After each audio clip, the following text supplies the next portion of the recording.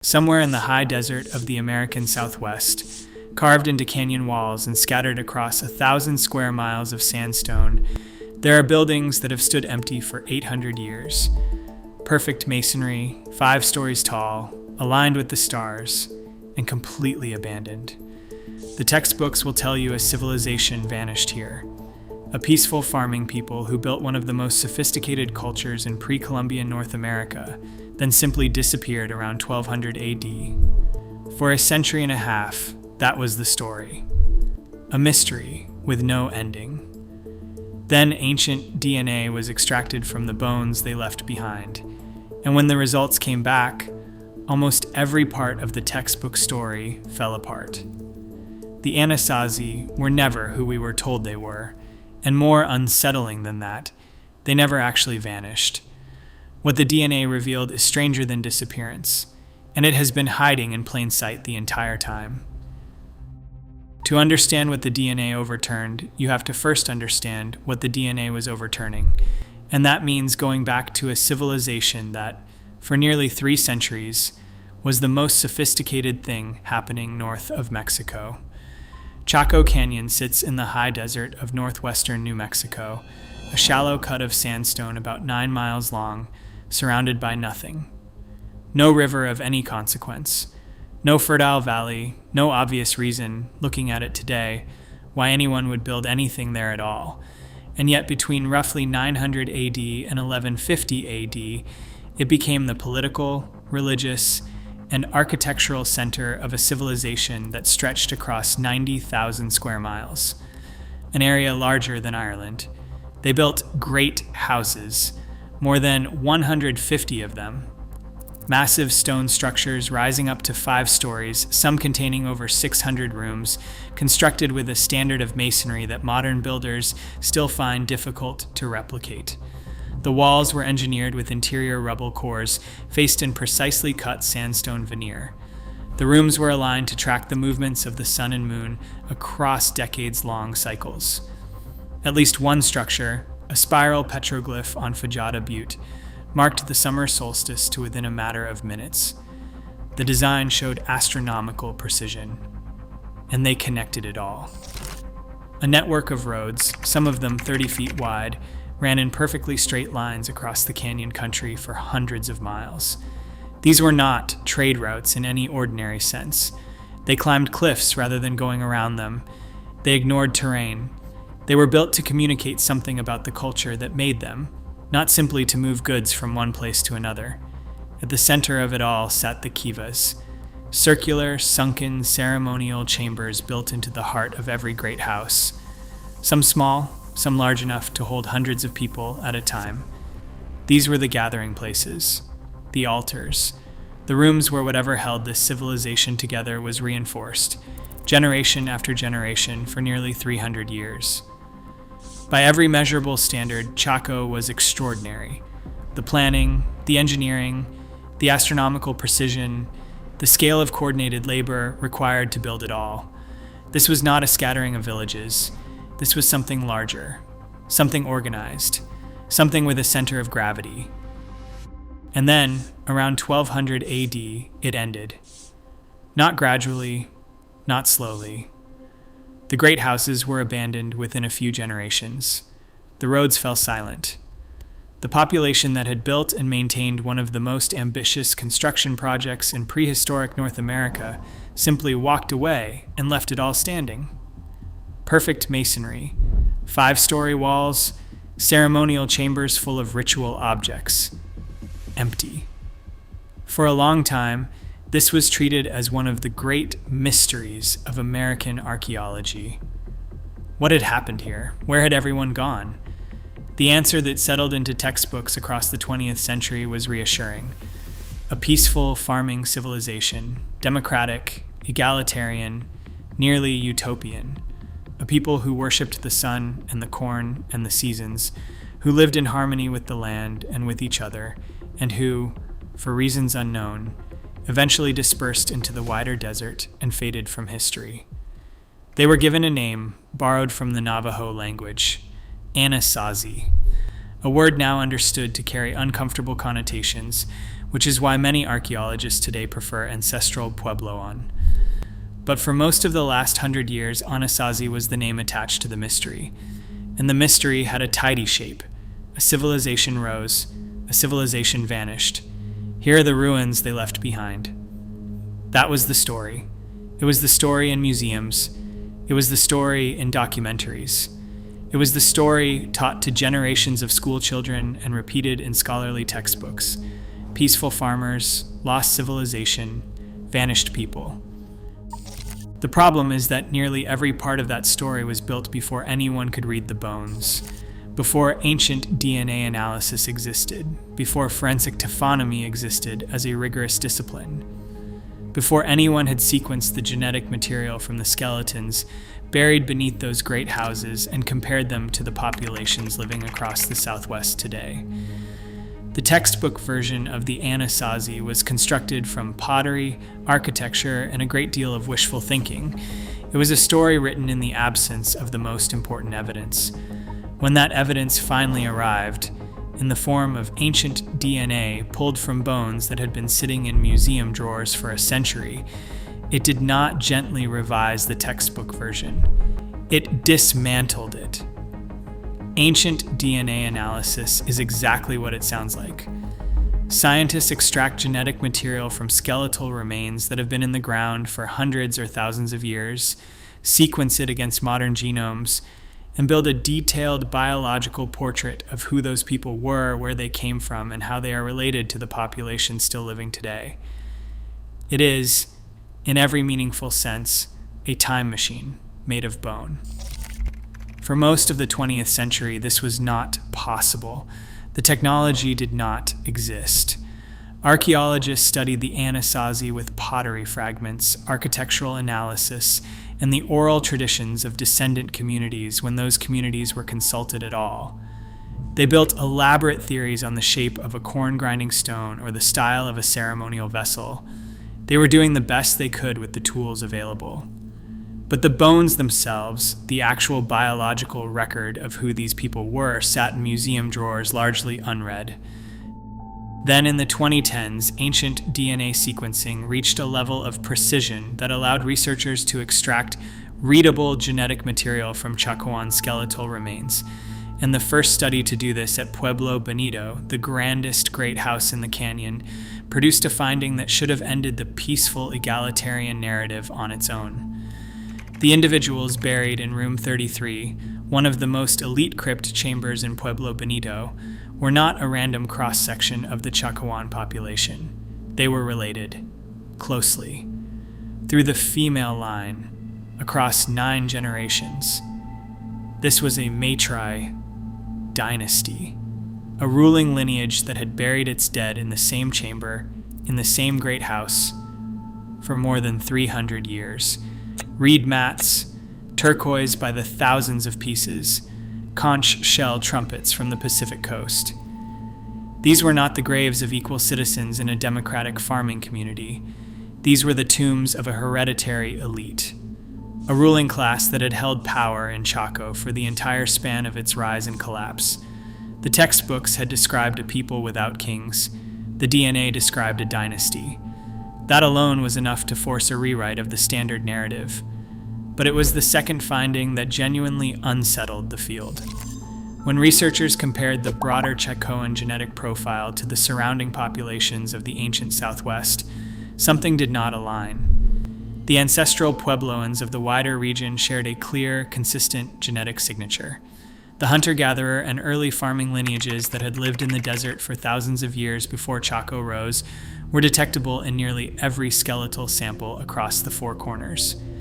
But at Chaco Canyon itself, and particularly among the elite burials, there were additional signals that did not match the surrounding populations. Signals that appeared to have entered the Chacoan gene pool from somewhere else, somewhere outside the Southwest. Something, or more accurately, someone had come in from elsewhere, and whoever it was had made it directly into the ruling lineage. This is not a minor finding. In archaeology, genetic discontinuity of this kind almost always points to migration. A new population arriving, a new power structure being established. And the timing of the signal, concentrated in burials from the 9th through 12th centuries, aligned with exactly the period when Chaco Canyon was transforming from a scattering of pit house villages into the most ambitious architectural project in prehistoric North America. Something had arrived at Chaco around 900 AD. Something that took up residence in the most elite spaces.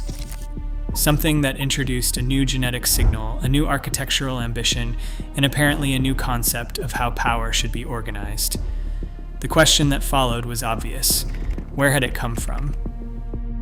The DNA could point to the answer, but not deliver it alone. Ancient genetic signals can tell you that a population is an outlier. They can tell you that the outlier points in a particular direction on the map. But to confirm the source, you need more than genetics. You need architecture. You need artifacts. You need the small cultural fingerprints that travel with human beings when they move from one place to another. The researchers looked south. They looked at the trade goods that had begun appearing in Chaco around this time. Macaw feathers from tropical Mexico. Copper bells from the Mesoamerican metallurgy tradition. Cacao residue in ceremonial vessels, identified by biochemical analysis of ceramic fragments, a plant that grows only in the lowland tropics more than 1,000 miles away. The genetic trail and the material trail agreed. The signal was pointing toward the Valley of Mexico. And once the researchers followed it, what they found was darker than anyone had been prepared for.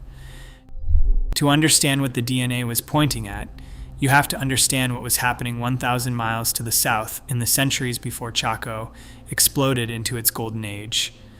The Valley of Mexico in the 9th century was a world in transition. The great classical civilizations of Mesoamerica were breaking apart. Teotihuacan, once the largest city in the Americas, had collapsed a few centuries earlier. The Maya in the southern lowlands were entering the crisis that would empty their cities within 100 years. Power was fragmenting, populations were moving, and the religious and political traditions of Mesoamerica, with their blood rituals and their theocratic elites, were looking for new ground.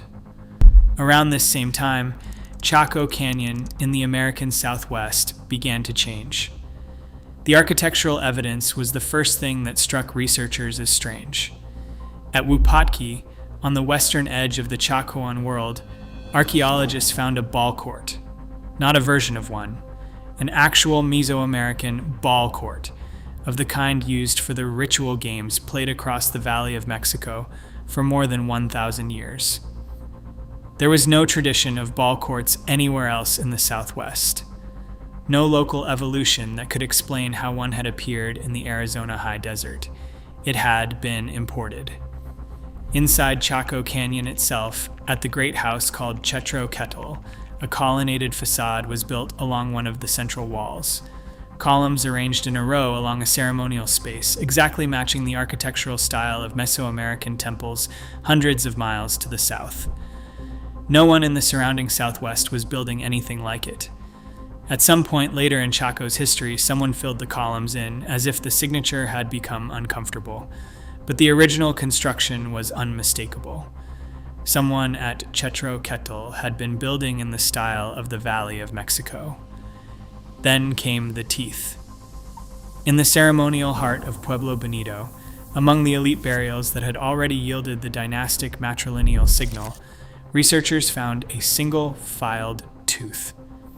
A specific style of dental modification, shaped and chipped in a pattern that was common across Mesoamerica and completely unknown anywhere in the Southwest, the Great Basin, the Rocky Mountains, or the Great Plains. There was no tradition of tooth modification north of Mexico. None. Not one. And yet there it was, in the grave of an elite Chacoan, a signature that could only have been carried north by a person who had been born and raised in Mesoamerica. The genetic data confirmed what the dental evidence suggested. The outlier signals in the Chacoan ruling burials aligned with populations from central Mexico, not in large numbers, not a mass migration, but a small concentrated presence deposited directly into the highest status spaces of the most powerful great house in the canyon. A picture was beginning to assemble itself. Around 900 AD, a small group of people from the collapsing Mesoamerican world traveled north. They were not refugees in any conventional sense. They arrived at Chaco Canyon with knowledge, architectural knowledge, astronomical knowledge, religious knowledge, and within a few generations of their arrival, Chaco transformed from a modest agricultural settlement into a coordinated theocratic center with great houses, road networks, ceremonial chambers, and a ruling dynasty that would hold power for nearly 3 centuries. The DNA could not tell researchers exactly how many of them were. The estimate, based on the genetic signal strength in elite burials, suggests it was a small group. Perhaps a few dozen, perhaps a single founding lineage. But whatever the number, they had not come as equals. They had established themselves at the top of whatever social structure already existed in the canyon, and they had built something unprecedented on top of it. This alone would rewrite the standard narrative. A peaceful, egalitarian farming community does not transform itself into a coordinated theocracy with monumental architecture overnight. Civilizations of that kind are almost always the work of organized elites with a template in mind. The template at Chaco looked increasingly like a smaller northern copy of the Mesoamerican theocratic model, a ruling class with specialist knowledge, a religious hierarchy, astronomical rituals calibrated across decades, monumental construction as an expression of cosmic order. But the Mesoamerican template came with something else. Something that the archaeological record had been hinting at for decades, but that most researchers had been reluctant to name out loud. Because what the people of the Valley of Mexico brought with them, when they moved, was not just architecture and astronomy. It was a religion that required blood. For most of the 20th century, one physical anthropologist stood almost alone in trying to explain what the Chacoan bones were actually showing. His name was Christy Turner, and for more than 30 years, his colleagues wished he would stop. Turner had trained as a forensic consultant. He had worked with American police investigating homicides. He knew what human bones looked like when they had been treated gently after death, and he knew what they looked like when they had been treated as something else. And when he began examining the skeletal collections from Chaco Canyon and the surrounding Chacoan great houses, he saw a pattern that did not fit the peaceful farmer narrative at all. The bones had been processed, not buried, not cremated, not laid to rest in any way that resembled the ceremonial traditions of the surrounding ancestral Puebloan world. They had been dismembered, broken, burned, and scattered. And the damage on them matched, with disturbing precision, the damage that Turner saw on the bones of animals that had been butchered for food. He spent decades building a forensic checklist. A minimum of 6 criteria had to be present before he would conclude that a skeletal assemblage showed evidence of cannibalism, not violence, not ritual mutilation, actual processing of a human body as food. The criteria were specific and testable. The first was burning on the backs of skulls but not on the faces, consistent with a head being placed on a fire while the brain was still intact. The second was anvil abrasion, the distinctive scraping pattern left when a defleshed bone is smashed between 2 stones to extract marrow. The third was cut marks made by stone tools, not teeth or erosion, located at the specific joint endpoints where tendons hold muscle to bone. The fourth was pot polish, a fine abrasive sheen left on bone fragments that had been stirred inside ceramic cooking vessels. The fifth was fracture patterns consistent with breaking fresh bone, not weathered bone. The sixth, most damning of all, was the systematic absence of vertebrae, which are the richest source of marrow in the human body and which had been pulverized in nearly every processed assemblage. Applied to the Chacoan material, the checklist produced a result that the field could not dismiss. Turner and his colleagues identified nearly 300 individuals across dozens of Chacoan sites whose remains met the full forensic criteria. Men, women, children, infants, processed identically to the way Chacoan hunters processed deer and rabbit. Even then, many researchers argued that processing did not prove consumption. The bones showed butchering. They did not show eating. A body could be dismembered for ritual purposes, for witch execution, for punishment of enemies, without the flesh actually being consumed. The distinction mattered. The gap between butchering and consumption was where the debate lived for more than 20 years. The gap closed in 1997 at a site called Cowboy Wash in southwestern Colorado. Excavators found the remains of 7 individuals processed according to every one of Turner's 6 criteria. And in the hearth at the center of the community, alongside the cooking vessels, they found something else, a coprolite. Desiccated human feces, preserved by the dry desert climate, deposited at the scene of the processing. The biochemist Richard Marlar took the coprolite to his laboratory at the University of Colorado and designed a test for a single protein. Human myoglobin. Myoglobin is found only in skeletal muscle. It does not exist anywhere else in the human body. It is not present in the intestinal tract of a person who has eaten plants or animals. The only way human myoglobin can appear in human feces is if one human being has consumed the skeletal muscle of another. Marlar ran the test 6 times in triplicate across several weeks with every possible control. Every result came back positive. Cannibalism at Cowboy Wash was no longer a hypothesis. It was a biochemical fact, confirmed by a test that had never before been applied to the archaeological record. And once the evidence at Cowboy Wash was accepted, the broader Chacoan pattern fell into place. Roughly 1 in 50 skeletal remains from the Chacoan world showed the full forensic signature. The geographic distribution of these cases mapped almost perfectly onto the geographic distribution of the great houses themselves. 90% of the processed remains were found in or near Chacoan ceremonial centers. The timing was even more precise. The cannibalism signature appeared in the archaeological record almost exactly when Chaco rose, and it vanished almost exactly when Chaco fell. The pattern was too specific to be an accident. Cannibalism during peacetime in a region with no evidence of widespread warfare, in a climate of agricultural plenty, concentrated in and around the ceremonial centers of a coordinated theocratic civilization. It was not the signature of starvation. It was not the signature of conflict. It was the signature of something organized. Turner and the researchers who worked alongside him assembled the hypothesis slowly, over years, testing it against every alternative explanation. What emerged was a theory that combined the genetic evidence, the architectural evidence, the dental evidence, and the forensic evidence into a single picture. A small group had arrived at Chaco from the collapsing Mesoamerican world sometime in the late 9th century. They had brought with them the ball courts and the columned facades and the astronomical alignments, and they had brought with them the religion that had sustained Mesoamerican elites for centuries. A religion in which the universe required blood to function. A religion in which the consumption of human flesh, performed by priests and sanctified by cosmic necessity, was the ultimate expression of power over other human beings. In the Valley of Mexico, this religion had been the foundation of social control for 1,000 years. Elite priests consumed the bodies of sacrificed captives. The ceremony was public. The message was unambiguous.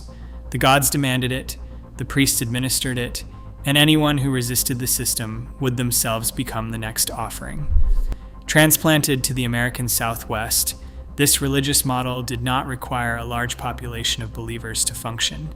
It required a small, organized, ruthless elite and a terrorized local population willing to comply. The Anasazi, in this reading, were not the cannibals. They were the subjects, the victims. The population held in place for nearly 3 centuries by a ruling lineage that had imported a system of religious terror from 1,000 miles away and adapted it to the sandstone canyons of the Four Corners. This is the part of the story that most directly explains the specific pattern in the bones: cannibalism as weapon rather than cannibalism as nutrition. The forensic record does not show communities routinely eating their dead.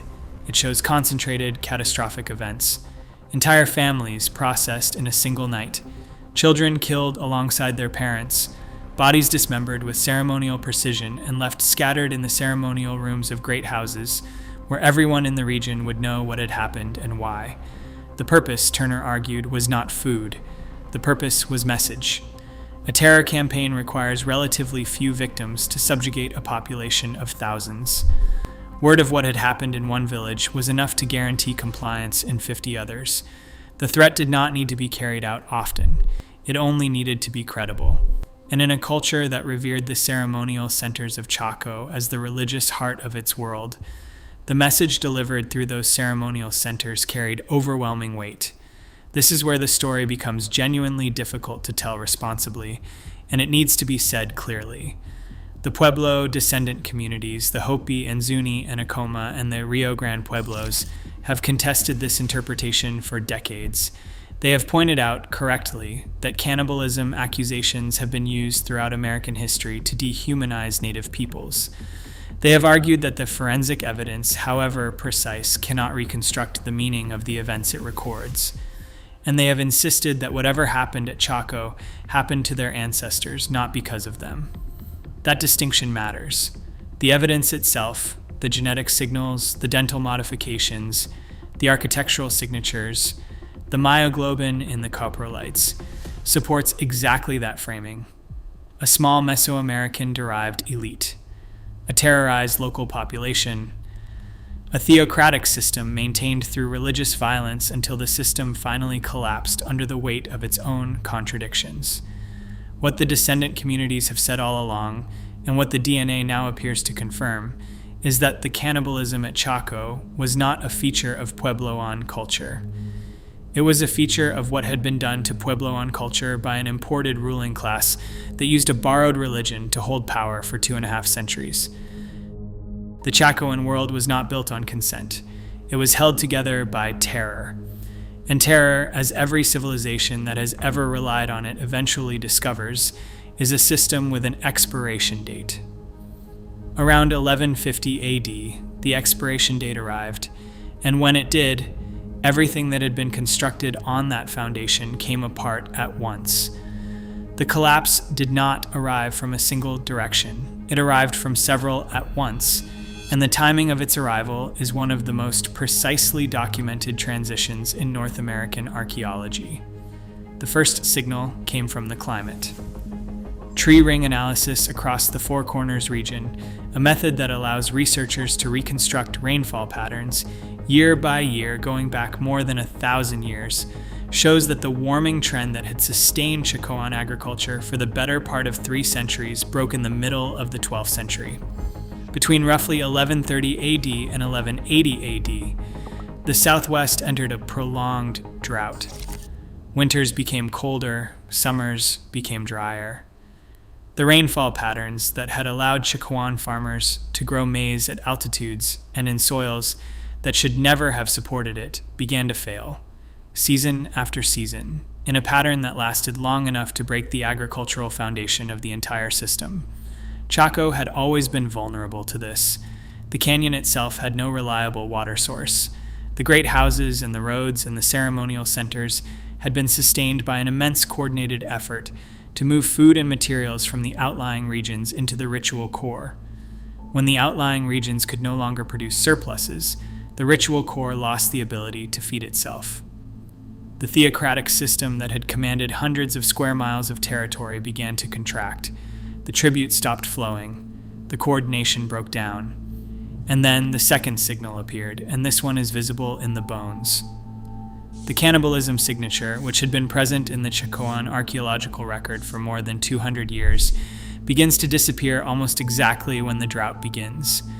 The latest forensic assemblages that meet Turner's full 6-point criteria cluster tightly in the decades around 1150 AD, and after 1180, they essentially stop appearing in the archaeological record. Not gradually, not slowly. The system that had produced those remains for a quarter of a millennium ceased to produce them at all. Something had ended. Whether the local population rose against the ruling elite, whether the priests themselves lost the religious authority that had allowed the system to function, or whether the entire coordinated theocracy simply dissolved under the pressure of a failing food supply, the archaeological record cannot say for certain. What it can say is that within a few decades of the drought's arrival, the great houses were being abandoned. Not destroyed, not burned. Abandoned. The residents walked away and left their homes standing. By 1200 AD, the depopulation of the canyon was well underway. By 1250, the outlying Chacoan communities were emptying as well. By 1300, the Four Corners region, which had supported one of the most densely organized pre-Columbian societies north of Mexico, was effectively empty of human habitation. The ceremonial chambers that had held hundreds of people at a time fell silent. The roads that had stretched across 90,000 square miles were reclaimed by desert. The great houses that had been built with such obsessive precision were left to the wind and the sun. This is the moment that the textbook narrative settles on. The vanishing, the mystery, the lost civilization, the empty buildings, and the unanswered question of where everyone had gone. And this is the moment where that narrative has always been wrong. Because the depopulation of Chaco was not a disappearance, it was a migration. The people who had lived under the Chacoan system, who had survived whatever had happened in those great houses for 2.5 centuries, did not vanish into the desert. They moved south and east, following the rivers that still ran, along the Rio Grande, down to the Little Colorado, to the mesas and the fertile valleys where farming was still possible in a drying climate. They carried with them the knowledge of agriculture and astronomy and masonry that had sustained their ancestors, and they left behind the ceremonial centers of a theocratic system that had apparently stopped being worth preserving.